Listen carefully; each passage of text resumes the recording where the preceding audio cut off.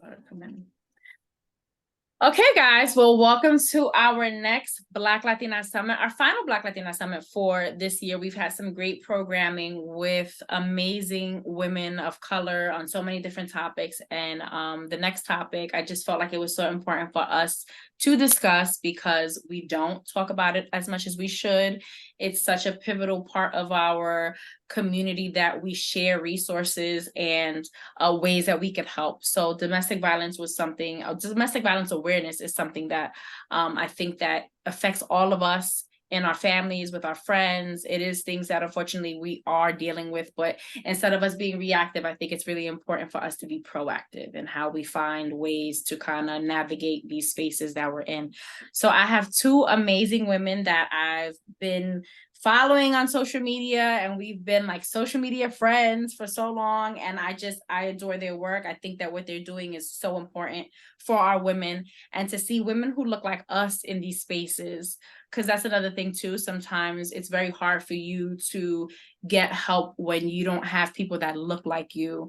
You might not think they understand you. You might not think they can relate to you. So it's important for a lot of our advocates in many different levels, whether it's financial literacy, whether it's in therapy, mental health, healthcare. It's important for us to have people and pillars in the community that are doing them. And I really believe these two women are taking the helm in that. So I want to highlight them today and have a great conversation with them. So first we have Sarah Taylor. Sarah Taylor was born and raised in the South Side of Chicago as a first-generation American. In 2012, Sarah Taylor established Yo Soy Ella. Why am I Spanish off today? Yo Soy Ella, Inc., a nonprofit organization with the purpose in providing visibility to the importance of women's mental health.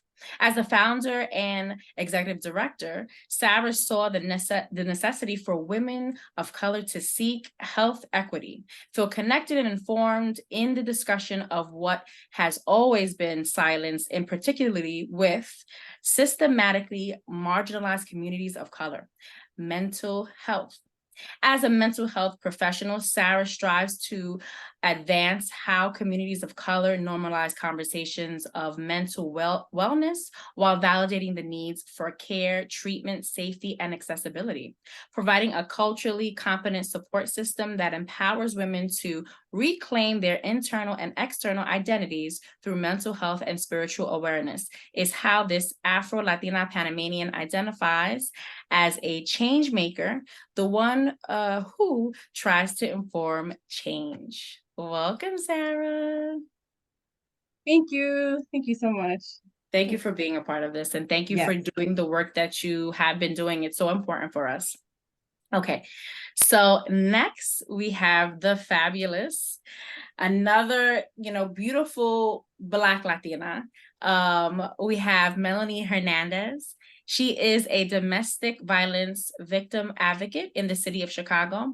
With over 7 years of experience, Melanie's goal while teaching about DV is to bring relatability to the subject for younger people and to destigmatize having conversations about abuse. Melody is also a certified recovery support specialist in the mental health field and supervises the New Hope CRSS school for students who also want to become certified in mental health field. She has been featured in podcast interviews used to create. Hold on one second. No, señora. Hold on one second. If you can mute yourself, that would be great. Thank you. Sorry about that, Melanie. She has been featured in podcast interviews, continues to create her own content, and has a clothing brand, We Protect Women, on this side, and facilitates We Protect Women groups and projects for women victims of domestic violence with Yo Soy Ella's Sarah Taylor. Welcome, ladies. Welcome. Thank you for having us. A round of applause. Definitely, because again, this is work that really needs to be done. And we don't get to see it with women that look like us. So I think that's really important for us. So let's just jump right into the conversation. what is domestic violence, right? There's so many misconceptions to it being just brutal, brutal physical conflict with someone, right? But there can be a spectrum of ways in which domestic violence can show up. So tell us, what is domestic violence? So domestic violence, I think by definition, it's a pattern of abuse that is seen by a person who is trying to gain control of another person. But domestic violence incidents can be isolated. So sometimes there might not be a pattern. Somebody gets abused once, that's still valid. That's still considered a domestic violence incident.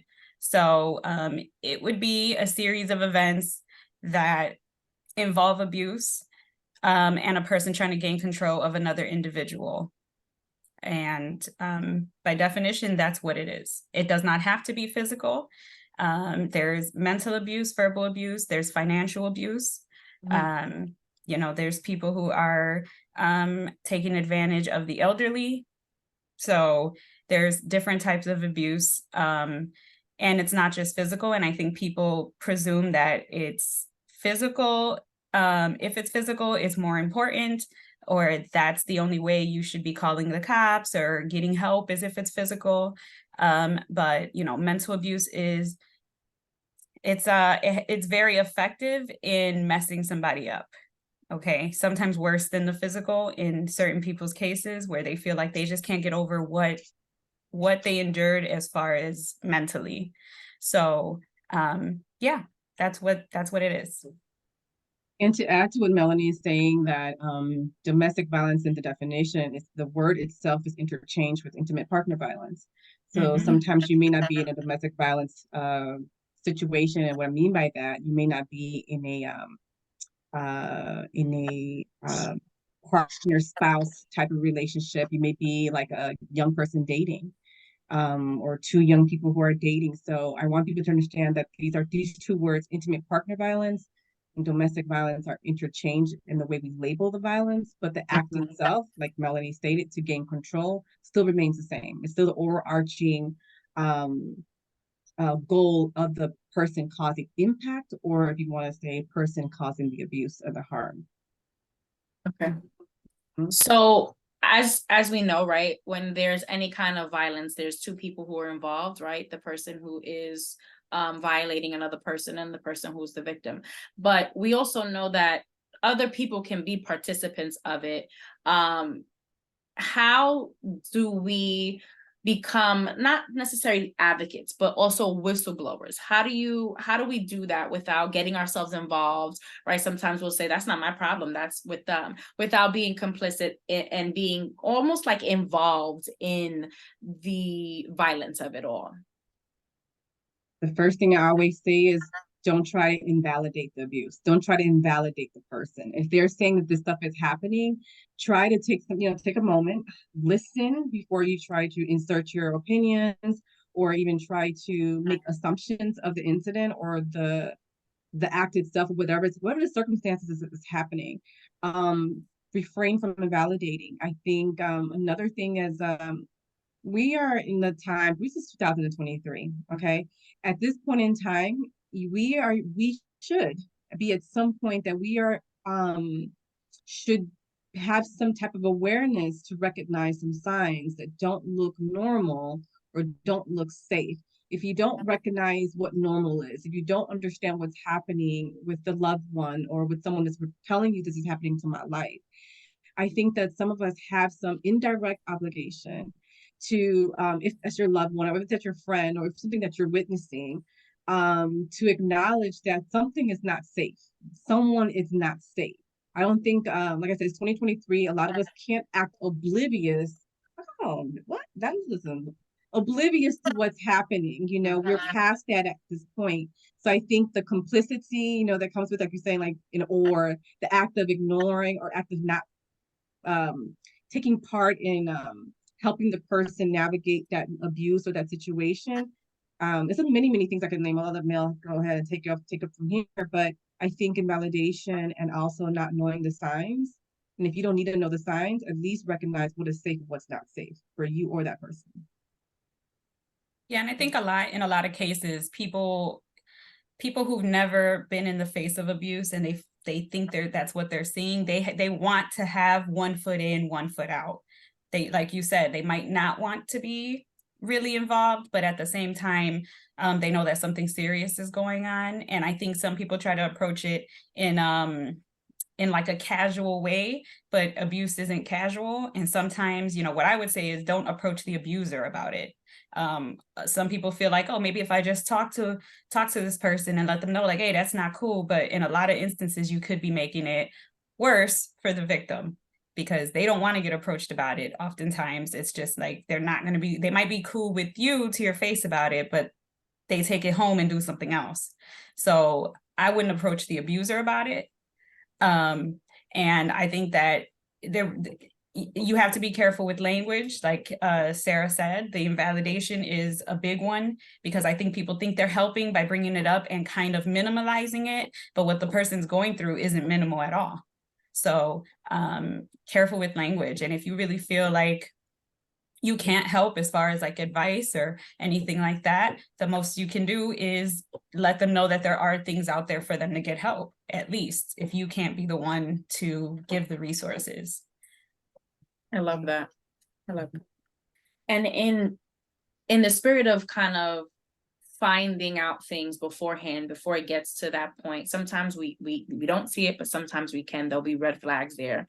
A lot of times you hear that abusers are they like to gaslight, like you said, they like to invalidate your feelings, they're narcissists. What are certain things, I guess, that are kind of key pointers or points of reference that people can see that it's like, oh, you might be dealing with somebody who has some of these traits?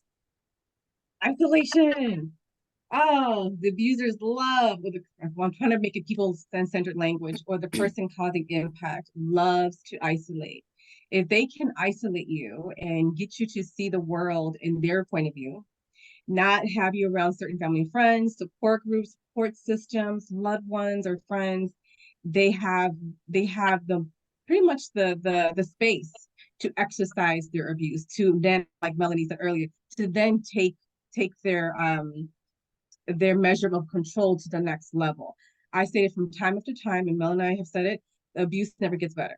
It gets worse, it evolves, or it gets trickier, it gets more complicated, or you get lost, or you don't see it. You become totally inundated into the abuse that you don't even recognize what's happening. Is that an echo coming from me or no? So sorry, I think I feel like I hear echo. And then to that point, a part of the isolation piece, there comes the point that the abuser himself or herself, either gender, they go to the next step in making sure that if they do come around your family and friends, that they look like the perfect person. They gotta make sure that I am your knight in shining armor, or yo soy la mujer de todo, or the woman of everything, either one or the other. They're gonna make sure that your family sees you as a problem and then as a good partner or a good person. So on top of the isolation, that comes the manipulation piece. Those are the two things that I see right off bat. Mel, you let me know if something else I've missed, but yeah, and I think people there's situations where you're working with the person. If you see that their significant other pops up at work, is calling work, things like that, where it's like, what's going on here? But that's also that's the biggest part of what Sarah's talking about. That's also like they are trying to isolate you. They want to make sure you're not making friends at work. You're not talking to nobody at work. If they think you're lying about where you're at, they're checking on you at work. So, if this is a person that you have to be around, you're working, you have some sort of relationship with them, but you see that their significant other cannot leave them alone. That's a huge red flag. And that's one of the first things people notice is like, oh my God, like you can't even speak to this person without like this person popping up, or, sadness, there's a lot of people who their sadness starts to show. It starts to show. And sometimes just asking like, are you all right? They might not tell you everything, but it gets very heavy when you are being abused, you feel like, okay, I'm gonna get to leave the house today, I'll feel better. But sometimes that doesn't feel better, because you leave and then you're like, they're just gonna be on my behind about leaving the house. So then you have more anxiety. So you see the person looking anxious or feeling sad. You want to ask, at least acknowledge the fact that you see it. Or even to Mel said, even exhaustion. You'll see the sadness. There's a lot of, oh my God. I can go on. I'm sorry. I know so much time we got. But No, go for it. exhaustion is a common trait that sometimes people overlook as, someone working hard or managing the life of children or just trying to exist, right? Because existing is hard. But there's a thing called an exhaustion feature that comes along with victim abuse, because as we stated, the different forms of abuse is mental. And one of the most harmful ones we don't talk about. They say physical, it can get up there because it's a visible sign, everyone can see it. But that mental one, that's one of the worst ones out there. And I think when a woman is, or male, I'm sorry, who is getting abused, the signs of exhaustion is because they're constantly trying to figure out a way. They're constantly trying to figure out a way to, get some air or feel, get a breather in, or even see themselves as human, but they don't have that capacity because they're always having someone negating or invalidating their reality. The reality is always mixed up and confused. They don't know if this is right, or I deserve the abuse, I deserve to get yelled at, or I deserve this consequence or this circumstance. The reality is constantly being questioned, and they're always living in their mind. Like, when is it going to end? Why is it me? Why is it happening? It's a constant battle. So exhaustion is a very those are the non-visible signs of abuse. Well, besides the physical exhaustion and the sadness that Mel was talking about. What are some, myths that we could debunk today? I know there's a lot. They like it. Oh, that they like it. I hear a lot of people say, oh, well, you stay, you must like it. It ain't that bad because you're still there. Yeah. It must not be that bad, because if it was that bad, you'd have been gone by now. Oh, if it's not physical, it's not abuse. I can't tell you how many times I've heard, if it's not sexual or physical abuse, you're not really getting abused. It's mental abuse. I don't believe it. How can it be mental? Or it's emotional? Explain that to me. Verbal. I don't know if it can be verbal. Maybe it's another tier of a kind of abuse, but it can't be domestic violence. It can be abuse if it's verbal. Everyone wants to over intellectualize what abuse is. Everyone but the victim. How about you ask survivors, like, we have someone here, I'm going to call them out, but how about you ask survivors on this call right now, on this line right now, on what that looks like? And that's what it comes with invalidation. When you do that, the over intellectualizing of abuse, the over invalidation piece, that's why a lot of us don't feel safe coming out, talking about what's happening to us, because the myths are out there, and they're even evolving, over recreated. And the worst thing, the myths are coming from our relatives. That's the damaging part. Familia, nuestra familia, those are the ones it's coming from, and that makes it even more harder to get out of the situation. So that's a myth, that we like it, or it must not be that bad. Or you guys are just toxic. You guys are toxic. Reactive abuse is very real. So, the abuser could be poking at you all day. The minute you react, people are like, oh, well, you fought back. You guys like it. You guys like to fight. You're just you started it. You started it. You started it. That one. You were an agitator. You agitated him or her. Yeah. It's very big. I think another myth that bothers me, and I mean, I'm all for teaching people how to see the signs outside, but like a big myth for me is that, like, the dot on your hand and like showing it at a restaurant and things like that, like people have used that, but there's still a lot of people who don't know anything about that. Like there has to be safer ways for victims to communicate outside. And I think they meant well with the campaign and moving that forward, but I think there needs to be a little bit more education, because people are not recognizing that dot in that hand. They're not recognizing. The outcry, the outcry, and that's like, look, I need help. Yeah, I agree. Like the the mental abuse, right? Because with physical abuse, it's just as bad, but with physical, it heals. The mental is different because you can't see it. So how do you heal something you can't see? And I think, our community struggle with that a lot because mental health is so taboo still, even though we are in 2023. And so when you have something, we should be taking care of our mental, whether we had something going on or not, period. That's something from the beginning we should have been taught. But even more so when there is something going on, and not feeling like we can't talk about it, or there has to be this hush hush, or, you don't want to be embarrassed to your family. So I know sometimes people don't like the word victim because it has a negative connotation. Someone who is in a violent relationship, what do we consider that person to be? How do we identify them? How do we know that they need help or that they are a victim, even if they're not ready to say it for themselves? I would say a person that's unsafe. Go ahead, Mel. ahead, Sorry. I usually just address, what it is they're going through. They can say something to me, they can talk about the situation, and I will repeat what they're telling me, that, showing them that I'm listening. But I will ask them oftentimes, what does that sound like to you? Like what? And they can recognize that they're being abused, but they really do have a hard time, saying that they are a victim, where other people don't. Other people feel like they are a victim. And, I am part of the group where, like, I felt like I was a victim, and not because I wanted to be. Nobody wants to be, but if I have to go through the court system, I have to drag my baby through it, I have to live in a DV shelter, I have to figure things out, and still being manipulated, and still I am a victim because you are the perpetrator. So I let them know what the term means, what it is, but you can be called whatever you want to be called. You want to be you are a survivor, you survived it, you're getting out, you're doing better, you survived it, you want to be called a survivor, that's fine. From the jump though, I always go through their situation with them. What is it you experience? Because at the end of the day, it's not about titles. It's not about what I call you. It's not about what you call yourself.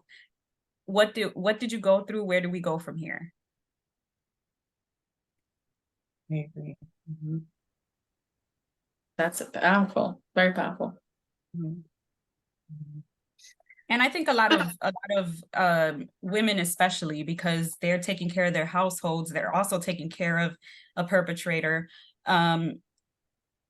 They feel like victim is a slight because they know they have power to do things. They know they have power to, and this kind of feels embarrassing. This kind of feels like some type of embarrassment, that they've been able to figure everything else out, but they can't get through this. And they don't understand that it's not a them problem. So no matter what I call you, you're not the problem. And you know what?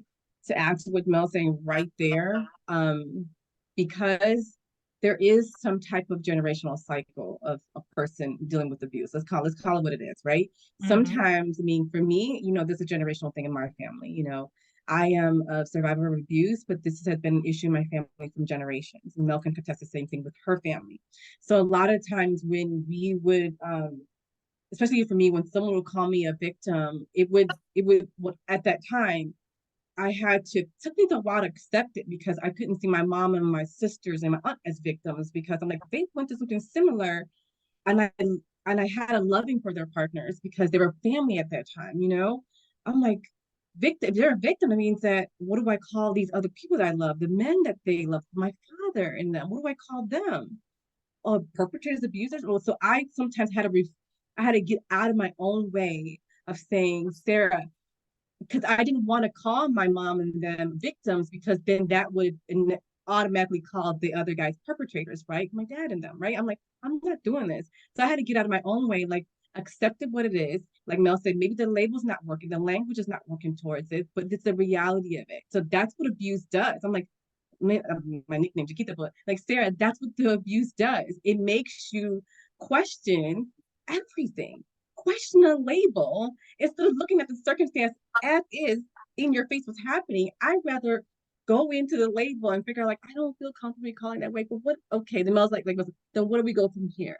What is it doing for you? So I think a lot of times, like those who have generational cycles of abuse in our family have a hard time with those labels because we love those women or those victims. We love them and we don't want them to be associated with that label because it maybe creates a sign of weakness, like, I'm not a victim. No, I'm not that. You get a little in your head. The ego gets in the way. Sometimes the ego gets in our way that, we feel like, oh, I'm a hardworking woman. How dare someone do this to me? Now I'm a victim now. I never saw myself be in this space. That was my issue. For many years, I was in that ego mindset, and that ego kept me in silence, and I couldn't tell anybody because my ego got in the way and I couldn't get help.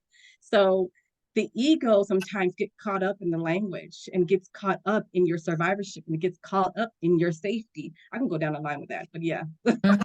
No, it's true. And destigmatizing that, right? Because both can be true, right? You can be strong, you can have these great things, but you could still have, not even weak, you could have a flaw in something or not line of sight to something on which somebody is treating you and just not realize it. Or maybe you realize it and you have so much going on that you're not ready to really deal with that just yet. Both can be true. You can be strong, you can be powerful and still have this one area that kind of needs some tweaking and work to it. And so a lot of times we don't want to admit the things that we have going on because we have, especially women of color, we have these weights put on our shoulders where it's like, I gotta be everything. I have to be on top. I need to this.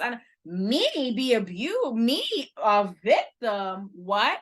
We do that with mental health all the time too. It's like, well, why are you in therapy? What's going on? What's wrong? It's like, ain't nothing wrong with me. I just need to sit and talk to somebody sometimes. I'm okay. I'm fine. We wait till the last minute when things do become reactive for us to then say something needs to be done. But even then, there's always these weird feelings toward it. Instead of having the freedom to say, I deserve this. It's self-care. It's bettering myself. I need to get out of this situation. We do it with work. We do it with family. We do it all the time. You hear stories of women staying in abusive jobs where they're just treated like trash just because they don't want to, bring shame to their family, or their family thought they had this proud, prestigious position. And it's like, well, what will people think? And it's really toxic what we've done in our community to each other. So I love what you women are doing and how you're showing out and what you're saying, because I think there's a little tweaking and reframing of how we think about these things and what domestic violence looks like and what a victim is. What are certain facts or important things we need to know about our community specifically with domestic violence? And unfortunately, domestic violence, there is an intersection with crime. Domestic violence is a crime, and the crime that you see, whether it's with gun violence and the violence that we see in our communities, there is an intersection with them too. And I think people have yet to really come to that reality in that sense, because they want to separate, oh, it's crime and that's just gun violence and that's just criminals being criminals, but domestic violence is a crime. Like, it's a crime. Okay, let's just call it what it is. If you witness a crime, what do? We call 911, guys. So if you witness domestic violence, the crime, what do? Oh, that's not our business. No, we call 911. It's just, it's beside me that people still can't see or see that those two, as a fact, are both crimes, whether it's gun violence, whether it's street violence, whether it's domestic violence. And I think that when the day comes that there's more advocacy regarding the intersectionality of those two, I think that the seriousness of it will get elevated, because domestic violence has increased. It has not gone down. It has not gotten better. So you mean to tell me all of these domestic violence agencies, housing is still bad, it's not enough, but all these domestic violence agency advocacy and whatnot, we're still not moving the notch forward. So as you stated earlier, Crystal, just maybe there needs to be some reframing in the advocacy. That's something that me and Mel are doing, whether it's appearance, looks, attracting the youth. Something needs to be reframed for us to get the attention of what really happens. They do it all the time for gun violence. They do, like, different events in the community. They make it really fun, attractive. So unfortunately, we have to um, jump on that bandwagon and promote the advocacy in domestic violence in that way. And that's what we're doing. So as far as a fact, I think people forget that there is an intersection with crime and domestic violence that people need to bring up a little bit more to the forefront. And I think that has a lot to do with how the media portrays it as well. We don't get the seriousness of the situation because we're being told, that people make careers on their TikToks over telling crime stories, but it's really women getting killed by their boyfriends or their husbands or their ex. And it's like, no, call it what it is. Call it what it is, and use your platform to talk about these instances of domestic violence. But people don't do that. People use people's real stories as a ploy to get people to watch what they consider crimes of passion, when it's really just domestic violence.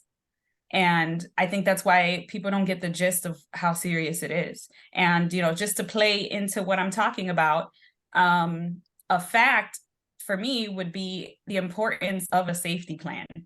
People constantly know people who are being abused, and the first thing they tell them is, well, get out of there, leave. Oh, I'll pick you up at this time. And then the next thing you know, you hear a story about the boyfriend coming out of the house and shooting everybody, shooting the mom, shooting the sister who went to pick up their sister, because there's no safety plan in place. Nobody talks about a safety plan. The most dangerous time for somebody who's being abused is when they are thinking about leaving. The most dangerous. Any person who is an abuser has an inkling that you want to leave them, it's more dangerous for the victim. That's just facts. So why are we not talking about safety plans? You can't just tell somebody to leave, and that plays into the myth. Oh, you could just leave. No, you can't. You should have a safety plan in place. And, we talk about that as well. Like we just started the DV hours where you need help with a safety plan.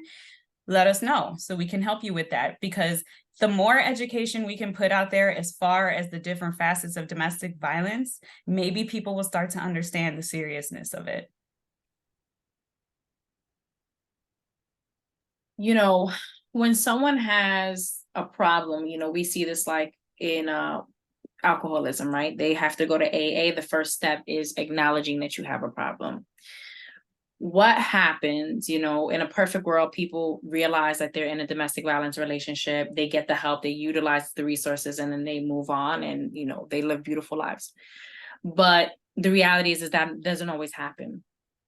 So what happens? What do we do when we know someone is in a dangerous situation? We want to help them, and they just keep going back and they're not helping themselves or utilizing the resources. When do we know, or how do we kind of identify when they need us to push and they need us to step away? And I think it's great that you mentioned, alcoholism, because there's so many intersections between DV and addiction. So many things that are done the exact same way. So all that, they should just leave. They'll probably go back at least 6-7 times. The same way people relapse 6-7 times before they get it right. There's a lot of intersections. I tell people who tell me, I know this person well, but I tried to help them last time and he just ended up reeling her back in, or, she just ended up going back. And it's like, yeah, because that's been months and months, sometimes years and years of manipulation getting in their head. You're telling somebody who is so used to what they've been going through and brainwashed, you're telling somebody to start off with nothing now. Figure out where they're going to put their kids for daycare. Go get a different job. You're telling them to move, and they don't even have the resources for that. So yeah, I'm not surprised that they don't leave the first few times. I'm not surprised at all. We also have to think about the love bombing that goes on. Okay. And I know there's a big, to this day, which it's still irritates me to no end that people still pretend they don't know what love bombing is. But, you know, to this day, people are just like, that's not a real thing. No, it's very real. Because when somebody feels like they're losing you out of their control, they start doing any and everything to get you back under their thumb. Everything you wanted them to do.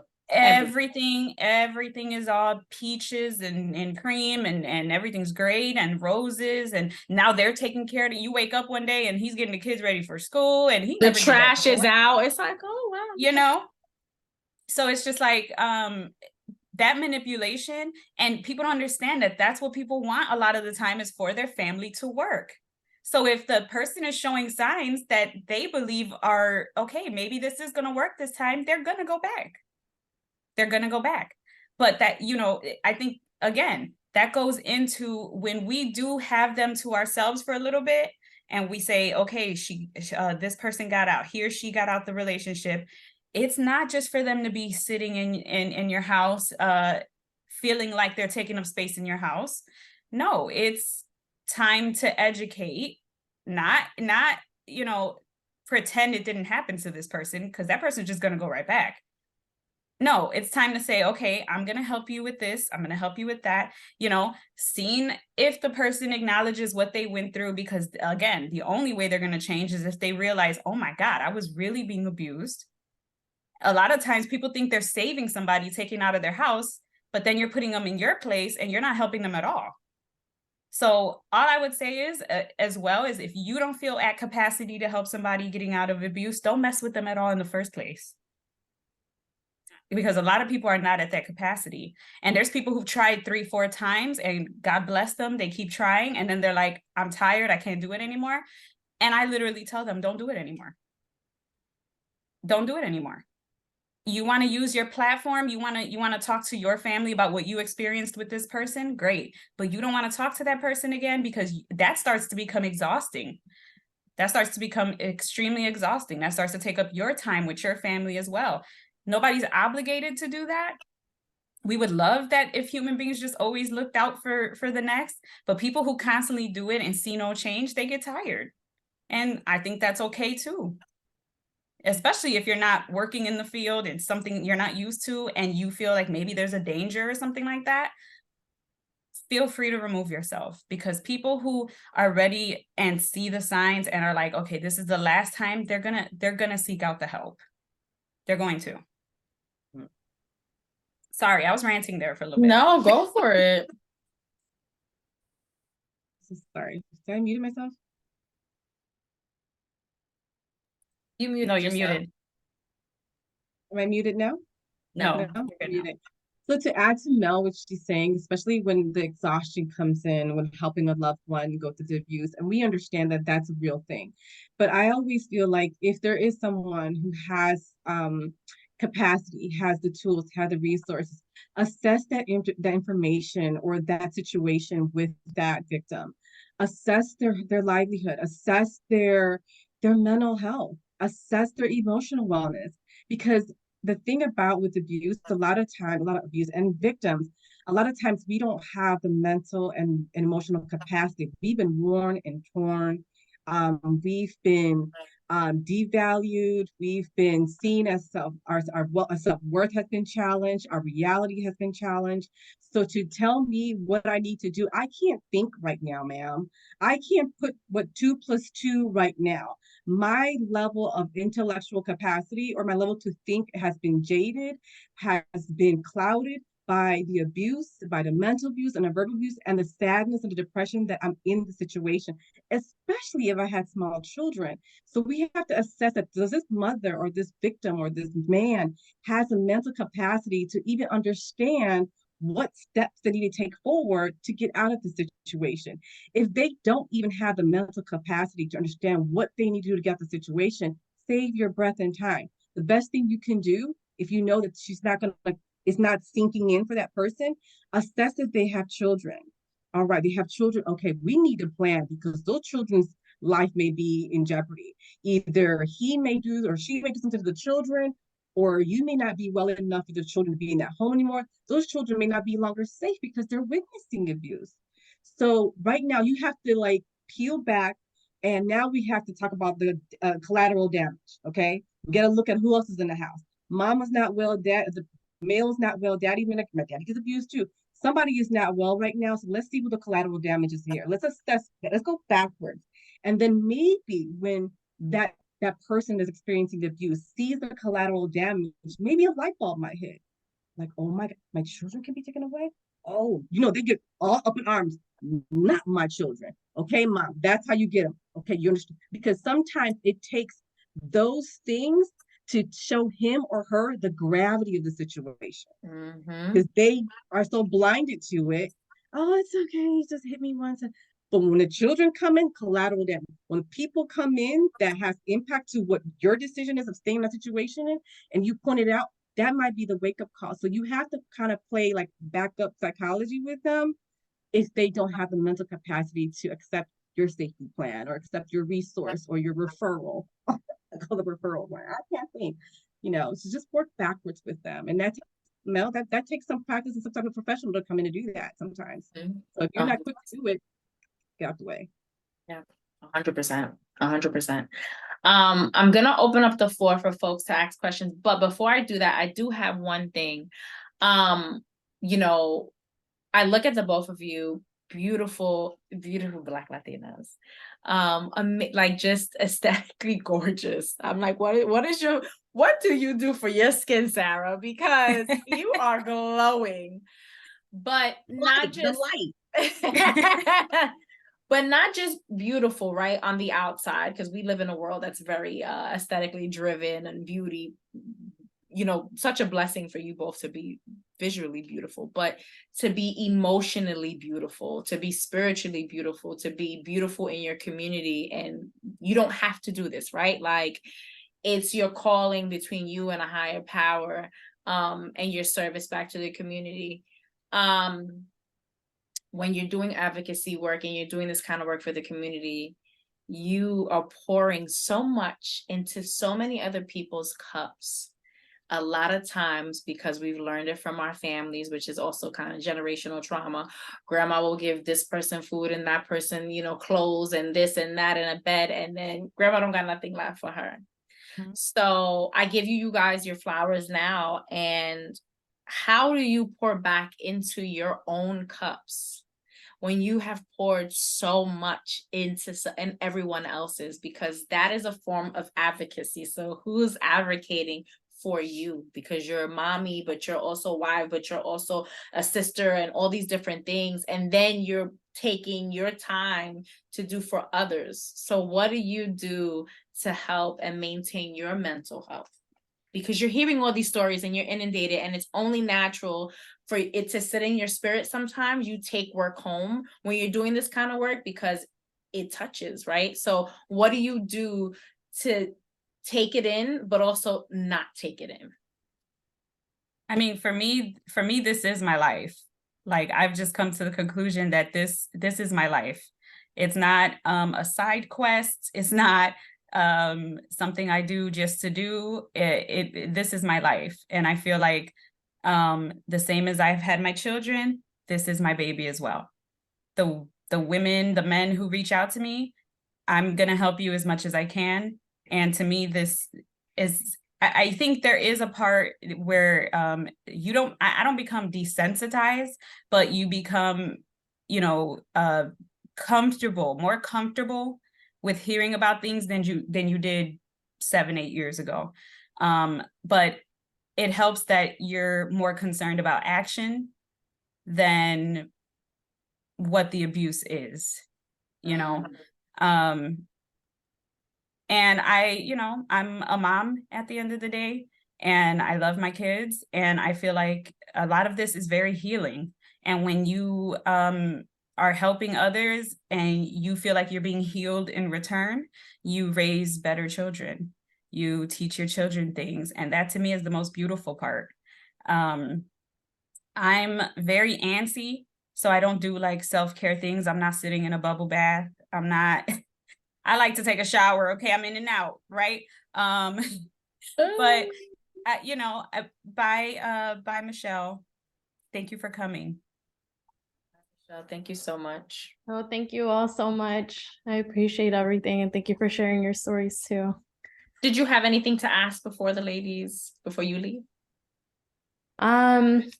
No, I just learned about the dot, so I was going to ask a little bit more about that, but I will look up information on that too, because my If you battery's have at our 1%. Instagrams, you could DM us as well. Yeah, I think I follow all of you. Okay. But thank you so much.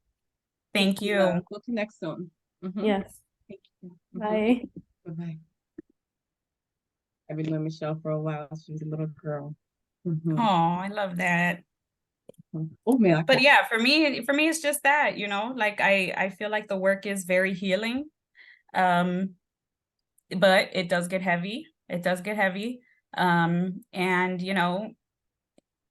people who are, like earlier we were talking about, people will tell you like, oh, I tried to get this girl out 3-4 times. We deal with that a lot too. And it becomes painful. It can be painful, because you do want everybody to be healthy and to be happy. And the reality is it don't work like that. So yeah, it gets heavy. I am an emotional being. I'm very emotional. But I also am very much about like, where do we go from here? And I need to be okay for that. So I could take a break. I'm talking like one day, not like a week or anything like that. But I could take a break, and regroup, and I just keep it pushing. Oh no, she always tickles me. As for me, I mean, as Mel stated, this is when you become a survivor. I'm gonna keep it real.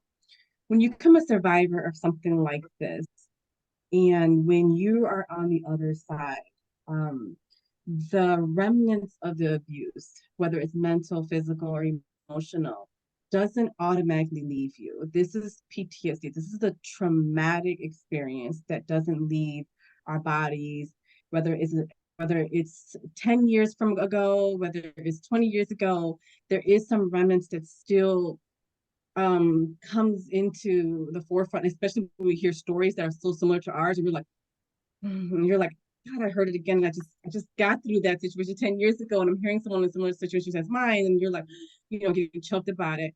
So when you're saying like, what do we do for self-care in that sense? This is how we're going to heal, by sharing our stories, by constantly being in a form of advocacy, by constantly, I always say this in my speeches, this is a personal mandate for me, because there's a reason why I went through that. There is a reason. There's something there. And I think life and things are messengers. So I feel like this is a personal mandate for me to keep going. And Mel has heard me say this time after time. I am a married woman. I've been married for 10 and a half years. And I still get choked up. I am happily married. Why am I still getting choked up about something that another man did to me 10 years ago? Because that's what the trauma does. And for order for me to continue feeling better, it just shows you can get in a beautiful relationship and still affect you. That's how dangerous abuse is. That's why we talk about preventative, because you don't want to be like me in a marriage and with a family, y todavía that you get choked up. So if I still feel like this, and I'm not in the service of other women who are still in the situation or in the journey, I feel like I don't feel well. Like, this is a lifeline calling. This is a purpose for me. I feel good here. So this is how I kind of like self-care. Now I play hard. That's my form of safe care. I party, I play hard, I have a great life. I balance very well what I do. And I intentionally do that because I'm having to still manage not only the abuse of trauma, domestic violence, but a lot of other historical trauma, that I come from, poverty and everything else I can go on the list with. As people of color, we have historical trauma that's in our veins and our bloodlines. So when we play hard, we play hard, we play hard. So I do this work with Mel with We Protect Women. I do the work with Yo Soy Ella. I jump on platforms like this because it releases some serotonin for me. It releases something for me, whether it's hearing the bad stories or the good stories. It's like, okay, I talked to that young woman or that gentleman that's going through it. I'm like, oof, okay, yeah, I gave something of myself. I'm good. Okay, estamos bien. So that's how I see like me and Mel do well with this work and how we balance our sense of self-care by in an act of service. I love that because it's cathartic, right? It helps. It kind of breathes life back into you. And that's how you know it's your calling, because others might not be able to do this kind of work. They might feel like, oh my God, this is too much. But for you to be able to do it and persevere, and it shows that it is from a higher calling. If anybody has any questions for Mel or Sarah, you can unmute yourself or you can write it in the chat. Also oh, go ahead. Yeah. Okay. Hey, everyone. My name is Marisa. Thank you guys so much for just, sharing your like personal stories and just like the work that you do. A lot of it I related to just like, growing up with like a similar immediate extended family with those kind of dynamics, just like a lot of DV and stuff like that. My question is, so I also am, I'm a school-based social worker. So I work like K through 12 with kids. Right, this year I'm at a middle school.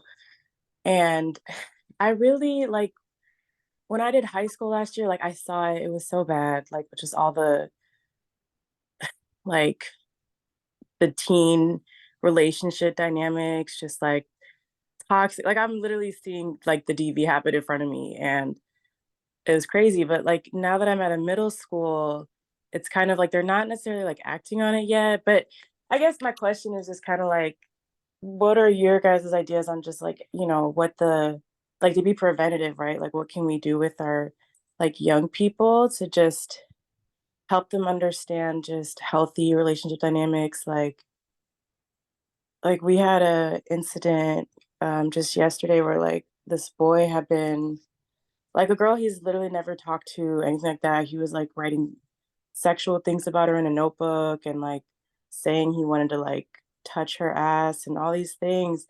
And like the school got pretty upset. Like it's a whole situation, but I really am just like, so I mean, they're going to escalate it, but I'm just really trying to think just like for me, just like how, like, we're trying to do like campaigns around like healthy dating and, like what's real love, things like that. But I'm just kind of curious, like just y'all's take on it.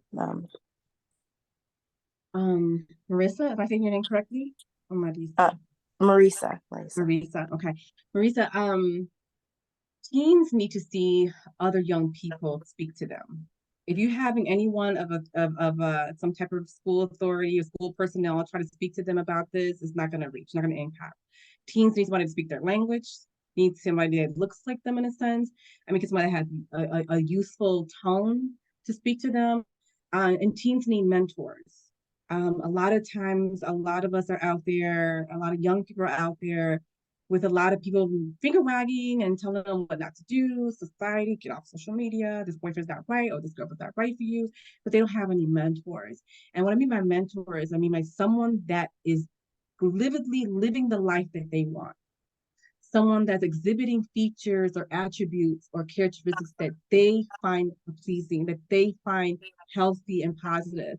That's what they need. And once they find someone that looks like them or they can connect with, speak life into them and make them see like their worth, then they're able to see that this situation is right. But calling out the situation and telling like this is not going to do, this is not healthy, it's counterproductive because they can't see that the situation is not healthy or not if they don't even know their worth. So we have to get back to like kind of like patty cake the basis. I need to know who I am. I need to understand my worth because you don't know what I see is normalized in my household. We don't know what's going on in these kids' household. We don't know what they're watching. We don't know what their girlfriends are taking, what their older siblings are doing. We don't know what's happening. So, but if we get to the point of getting down to their worth and letting them see themselves for who they are, they're going to recognize, what, this is not for me. So I would go back and work around the other way and work around with understanding their self-worth, with mentorship, someone that may not look simply like young teenager, but someone that has a youthful tone, and then reaching back into them. And that, I think that would help, not probably eradicate, but help the situation. I don't know if Mel, you have any recommendations. Yeah, and I completely agree. you know, we think we have routines, children have routines as well, you know, and they feel like if they're seeing the same thing in school, it's boring, you know. I just got to go work, do my work, and these teachers are just here and I got to go back home, like, you know, and sometimes it mimics the same way we talk about work, you know. So I agree with Sarah, like showing them something different, having them see mentors, you know. And I think it's important that they see individuals who actually seem interested in them. You know, we don't think about like what they're seeing as interest is on their phone, videos and reels and TikToks, and you know, that's what they find interesting, you know. And it's not them getting, you know, talked to from the people from the screen, but whatever the person's doing on the screen they find interesting, you know. So I feel like having somebody, you know, come in who does show actual interest and is not just speaking at them, you know, like a mentor, somebody who can have some time with the kids and speak to them normally, their lingo, you know, I think would help a lot, you know. And for the girls, I think it's important for girls to see what it's, you know, what it's like to be a young girl who understands what being objectified means, and what respect means, and what domestic violence is, or sexual assault. You know, some people are scared to bring it up to children, but children are smarter than we think, you know, and they understand a lot better than we think. So I think that works both ways for boys and for girls. The girls should have mentors as well as the boys having mentors, for sure. Thank you all so much. I really appreciate the messaging. I feel like it, and I also appreciate you saying the boys and the girls, because I definitely have seen it happen on both sides. And yeah, it just seems like the school doesn't really know how to respond, like, at all. Honestly, they kind of like the same way that we as adults just turn a blind eye. They literally do the same exact thing with the kids. It's insane to see. But I appreciate just y'all's words, and I will take it with me on Monday when I go back to work and try to implement some stuff. So thank you. Thank you, Thank Melissa. I gotta give you you. credit. Thank you for even thinking about these young kids and being Mhm. on this line to try to do something and try to like address the situation. We have a lot of school personnel that don't even care. Oh, I know. I Thank know. you so much for that. Thank you. Yes. Thank you. Yes. All right. Have a good day. You too. Anything else for the ladies before we wrap up today?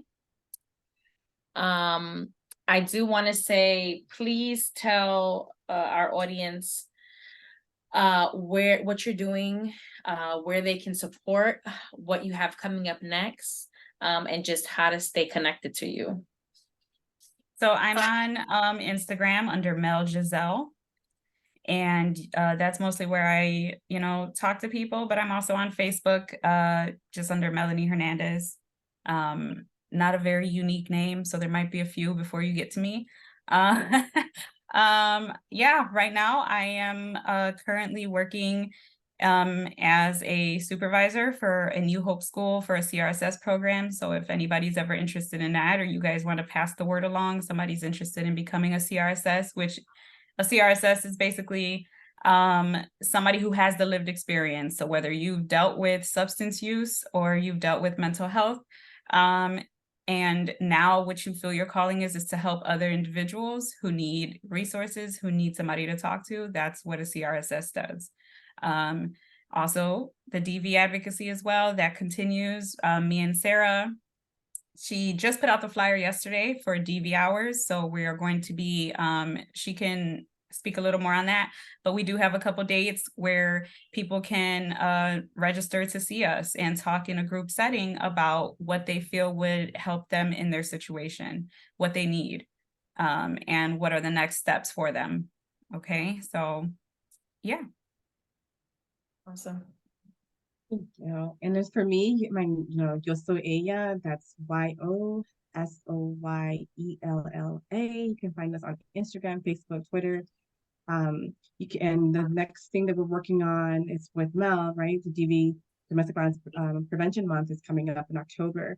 So we have created this like virtual drop-in center, right? Which is an office hour for people just to chime in either during noon, during their lunch hour, or during 5:30, call it a traffic hour through home commute, just to briefly tap in with whatever questions, concerns, whether it's related to resources or related to brief intervention. They need somebody to help navigate something really quickly, and they don't have access to a whole, you know, group support group, but they don't have access to their therapist at the time. She's on vacation. Something, it could be anything, or on a wait list. Well, we know it's a wait list for everything now, right?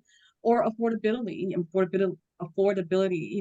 things like that. We feel like me and Mel have been trying to figure out a way to be more of a set presence and try to figure out a way, what are the barriers, how we can eliminate them, how can we get creative, how can we reframe, the DV advocacy world, because it looks very, very different, and depending on what region you are, it could look like very archaic.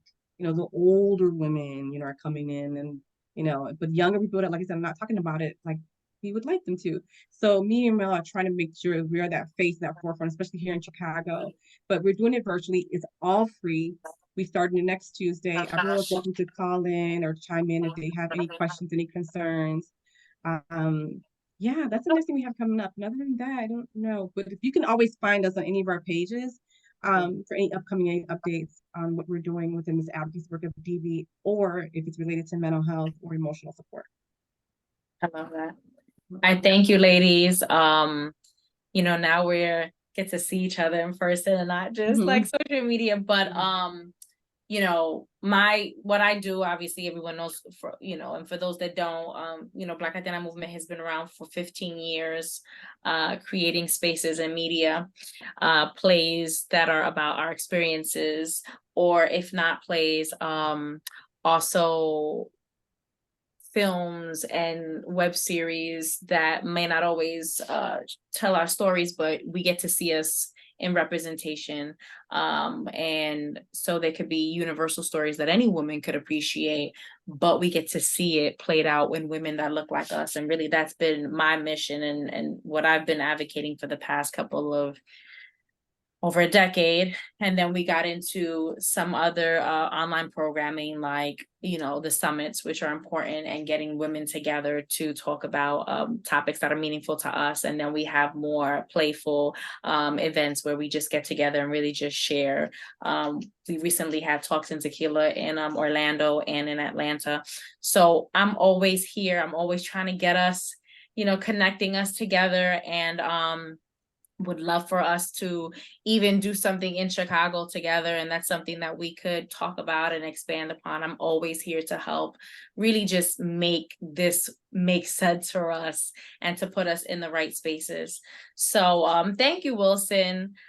Thank you, coming on board as a man, right? And learning about what that means for us as women and letting us share that space with us.